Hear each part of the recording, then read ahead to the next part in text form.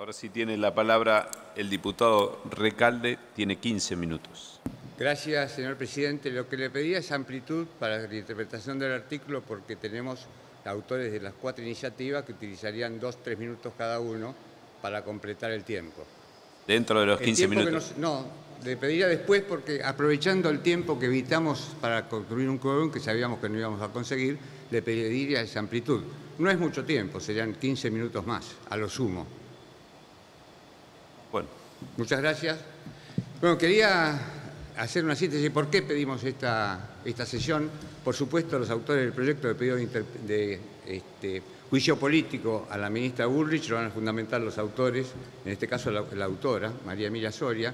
Lo que sí quiero significar es el terreno peligroso que está entrando el país por la falta de institucionalidad.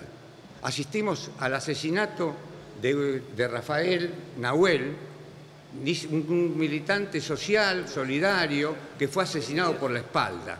Y estamos asistiendo como declaraciones absolutamente contrarias al espíritu republicano, como en alguna funcionaria del gobierno, no solamente la ministra Bullrich, sino incluso la vicepresidenta de la Nación. Esto es violencia institucional, además de la violencia física que están ejerciendo. No queremos vivir en un estado policial. Estamos peleamos muchísimo tiempo contra la dictadura cívico-militar precisamente para instalar un Estado de Derecho donde se respete la ley, se respeten los derechos constitucionales, se respeten los tratados internacionales, cosa que lamentablemente vemos que sucesivamente se vienen violando. No solamente eso, el eje del mal, en mi lectura, es la falta de institucionalidad, el desprecio a los tratados internacionales, el desprecio a la Comisión Interamericana de Derechos Humanos, el desprecio a la Comisión Jurídica, de la Comisión de Derechos, al Comité Jurídico de la Corte Jurídica de la Comisión de Derechos Humanos americana. Y esto quiero fijarnos también en la cuestión social. Ayer se votó en el Senado de la Nación un proyecto, una media sanción absolutamente inconstitucional que se grava el futuro no solamente de los jubilados, de quienes cobran asignaciones universales por hijos, de aquellos monotributistas, asignaciones familiares por embarazo. Ese ahorro que se hace el gobierno nacional, están calculando en 175.000 millones de pesos, no solamente lesionan los derechos humanos de aquellas personas que están en situación de inferioridad, sino además tiene proyección hacia el futuro, porque todos nosotros en algún momento nos vamos a jubilar.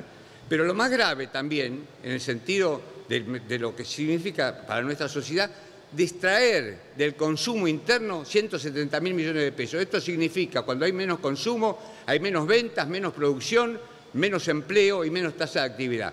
Contra eso estamos debatiendo. Ayer hubo una magnífica expresión popular frente a las escalinatas del Congreso de la Nación, donde se repudió la reforma previsional, la reforma laboral y la reforma tributaria. Quiero aclarar que además la reforma previsional es absolutamente inconstitucional porque viola el artículo 75, inciso 19 de la Constitución Nacional, que nos garantiza a todos los habitantes del país el principio de progresividad de los derechos. ¿Esto qué significa? Los derechos siempre tienen que irse hacia arriba, no se puede retroceder. Eso es la progresividad. Pero además le da rango constitucional al principio de justicia social. Y lo que estamos viendo es precisamente la violación de todo esto. Además estaba estudiando un poco la corriente filosófica de los cínicos.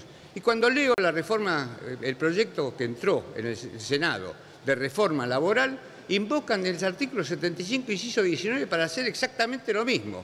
De los 145 artículos que tiene ese proyecto, hay solo uno, el que eleva la licencia por paternidad de 2 días a 15, que estarían en esa dirección constitucional.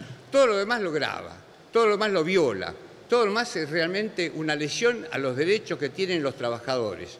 Y puedo citar muchísimos de estos, pero tal vez el peor de todos sea el de la irrenunciabilidad. ¿Cómo alguien puede interpretar que se mejora la posición de los trabajadores cuando se admite que renuncien a sus derechos? Los trabajadores no renuncian a su derecho con libertad.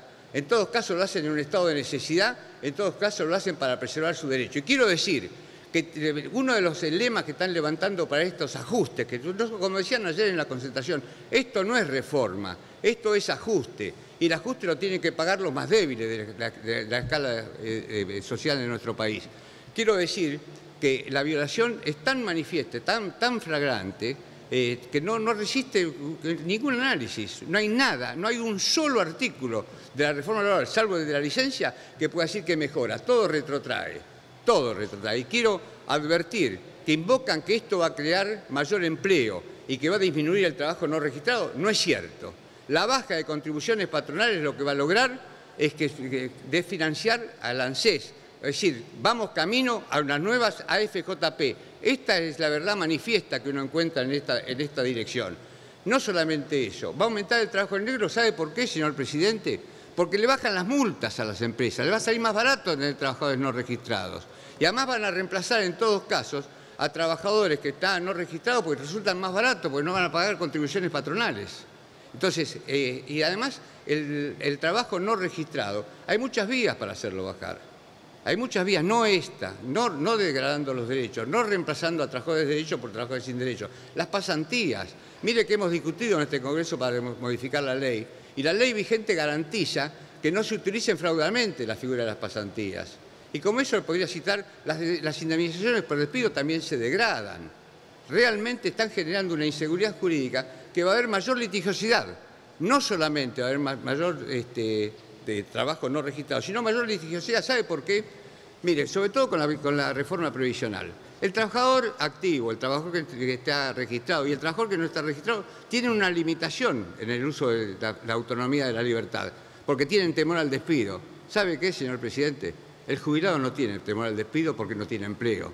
Y cuando le degraden sus derechos, van a aumentar los juicios previsionales. Por suerte están registrados en las actas taquigráficas lo que estamos diciendo, porque esto vamos a demostrar como pasó en los 90. En 90 tuvimos exactamente la misma discusión, solamente cambiaban los personajes.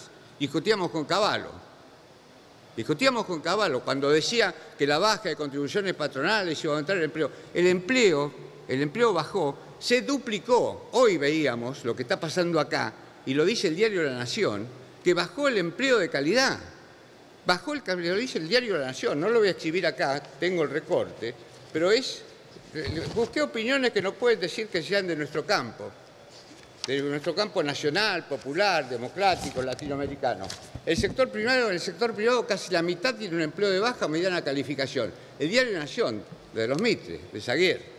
En ámbito financiero, la opinión de constitucionalistas que no tienen nada que ver con nosotros. Es más, mire, yo en el 2005, cuando sabía que iba a ser electo diputado nacional, fui a hacer un posgrado en Derecho Constitucional en la Universidad de Buenos Aires. Lo dirigía Daniel Sapsay, que estaba en las antípodas de mi pensamiento. Y estaba también integrando el cuerpo de profesores Félix Lon. Ambos en el diario Ámbito Financiero están diciendo que esta reforma previsional es inconstitucional. Los trabajadores van a hacer juicio, los jubilados van a hacer juicio. ¿Dónde está el diálogo? El diálogo está en la represión. Nosotros no queremos eso, queremos dialogar en serio, queremos discutir en base a los tratados internacionales y a la Constitución Nacional que se viola sistemáticamente. Así que vamos a seguir peleando con convicción, con lealtad y por nuestros principios. Gracias, señor presidente. Gracias, señor diputado.